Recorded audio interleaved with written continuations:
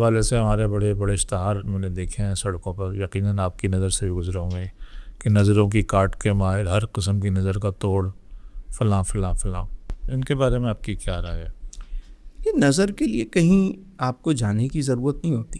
جی گھر میں ہی آپ کچھ عمل ایسے کر لیں. قرآن و سنت میں بہت ساری دعائیں ایسی ہیں جس کو آپ پڑھیں، عمل کریں. جب ایک دفعہ میرے آقا کریم علیہ السلام صلی اللہ علیہ ممبر پر تشریف فرمائے اور یہود نے اپنے بندے بھیجے نظر لگانے کے لیے. اچھا باقاعدہ طور پر وہ نظر لگانے کے لیے آئے اور کھڑے ہو کے یوں گھورتے رہے. اچھا، جو نظر لگانے والا بندہ ہوتا ہے نا، وہ یوں دیکھتا رہے گا، ٹکٹکی باندھ کے، جس کو کہہ رہا ہوتا.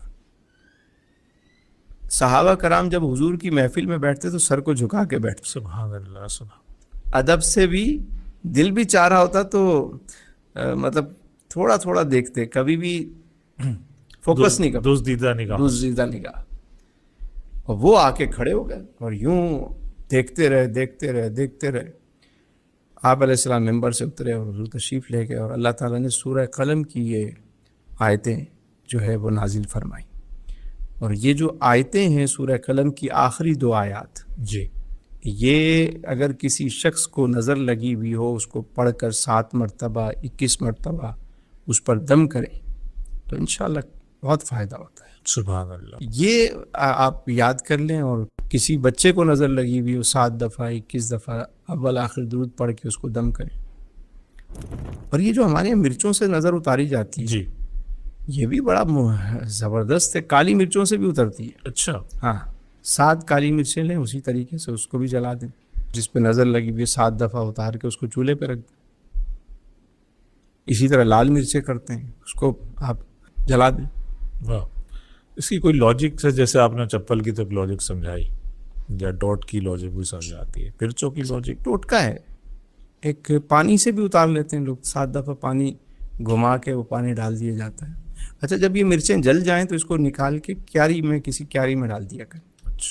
اچھا، بعض لوگوں کی ایک دفعہ اتارا بھائی، اس میں سے کوئی اسمیل نہیں آئی مرچوں میں، اب وہ دوبارہ کر رہے ہوتے ہیں 3 دفعہ. بھائی 1 دفعہ کافی ہے. آپ نے 1 دفعہ عمل کر کے چھوڑ دیں، نظر اتر جاتی ہے. اگر مرچوں سے کوئی خوشبو نہیں آ رہی، کوئی اسمیل نہیں آ رہی، کوئی چھینکیں نہیں آ رہی آپ کو، تو آپ چھوڑ دیں، کوئی بات نہیں. جیسے کافی ہے. بھائی آپ نے ڈسپرین کی گولی کھائی ہے، سر میں درد ہے، تو تھوڑی دیر چھوڑیں گے نا. آپ بس وہ اس کے پیچھے ہی لگ جاتے ہیں، اتارے جا رہے ہیں، پوری بوری ختم ہو گئی، لگے میں نظر نہیں اتر رہی، تو 1 دفعہ اتار کے آپ چھوڑ دیں. دیکھیں، اسی طرح علی بھائی جو سورہ اخلاص، سورہ فلق، سورہ ناس، یہ تینوں صورتیں پڑھ کر اپنے اوپر دم کر کے، یہ جب سونے لگیں جب بھی، اور ویسے بھی کسی کو نظر ہو تو بھی اس کو پڑھ کر آپ دم کر سکتے ہیں. اور ایک اور عمل ہے، یہ بڑا مجرب عمل ہے. اچھا.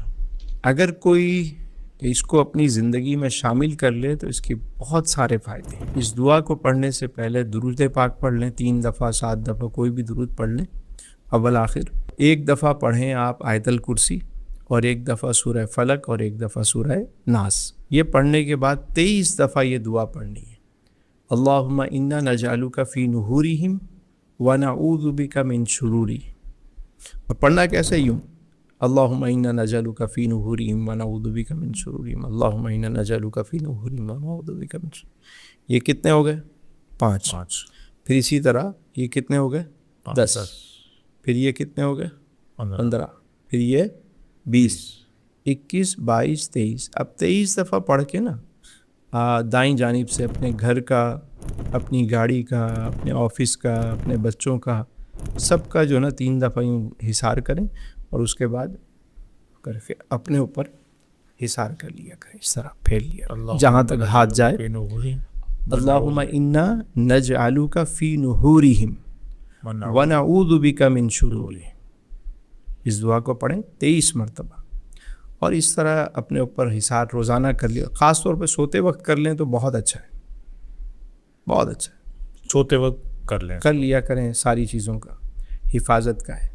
دیکھیں، آپ اپنی پروٹیکشن تو کریں نا. یہ جو دعائیں مسنونہ ہوتی ہیں، مسنون دعائیں ہوتی ہیں، یہ کیوں ہیں؟ یہ ہماری پروٹیکشن کے لیے ہوتی ہیں کہ تم واش روم جا رہے ہو تو یہ دعا پڑھ کے جاؤ. تاکہ وہاں جو شریر چیزیں ہوتی ہیں ان سے تمہاری حفاظت ہو. تم گھر سے باہر جا رہے ہو یہ دعا پڑھو. آئینہ دیکھ رہے ہو, اب کبھی دائیں ہو کے دیکھ رہے ہیں کبھی بائیں. وہ کیا شعر ہے کہ آئینے کی نظر لگ نہ جائے کہیں, جانے جہاں اپنا صدقہ اتارا کرو. تو خود ہی اپنی نظر لگا رہے ہوتے ہیں, کبھی یوں دیکھ رہے ہیں کبھی یوں دیکھ رہے ہیں, کبھی ادھر سے تو کبھی ادھر سے. تو وہاں حدیث میں ہے کہ آئینہ دیکھو تو دعا پڑھو, اللہم انت حسنت خلقی فحسن خلقی.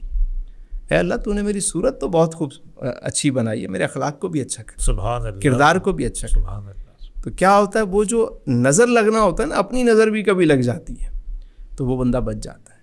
اسی طرح گاڑی میں بیٹھ رہے ہیں دعا پڑھیں, جی اسی طرح آپ کھانا کھا رہے ہیں دعا پڑھیں, تاکہ جب آپ کھانے پہ دعا پڑھتے ہیں تو نظروں سے بچ جاتے ہیں. ٹھیک ہے, کوئی بھی کام کر رہے ہیں دعا پڑھیں. دعا بنیادی طور پہ ہماری پروٹیکشن کے لیے ہے. ہم نے دعاؤں کو سمجھا ہی نہیں, واہ, اس کی گہرائی کو, اس کے معنی مفاہیم کو نہیں سمجھ رہے کہ سوتے وقت کیوں دعا پڑھنے کا حکم ہے, کیوں اچھے طریقے سے آپ سو تاکہ رات کو اچھے خواب آئیں, آپ کو برے سپنے نہ آئیں. سبحان اللہ. لوگ کہتے ہیں کہ بھئی یہ بظاہر پڑھنے والے کی زبان میں اثر ہونا چاہیے, ہمیں تو ہوتا نہیں. تو پھر وہ بابوں شابوں اور یہ عامل کامل کے پاس لوگ جاتے ہیں. تو جو پیسے لے کے آپ کو دم کر رہا ہے, آپ کی نظر اتار رہا ہے, اس کی زبان میں اثر ہے. سوچنے کی بات, سوچنے کی بات ہے نا. دوائی جا کے آپ ڈاکٹر سے لکھوا لے سکتے ہیں نا, لیکن کھانی تو آپ کو خود پڑے گی, یا آپ کہیں گے میرے بدلے کی وہ کھا لے فائدہ ہو جائے آپ کو. کیسی بات آپ کر رہے ہیں؟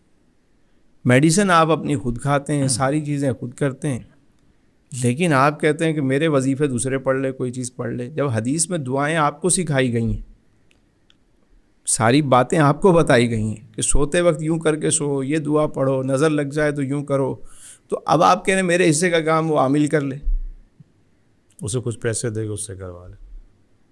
دل کو بہلانے کے لیے غالب خیال اچھا ہے.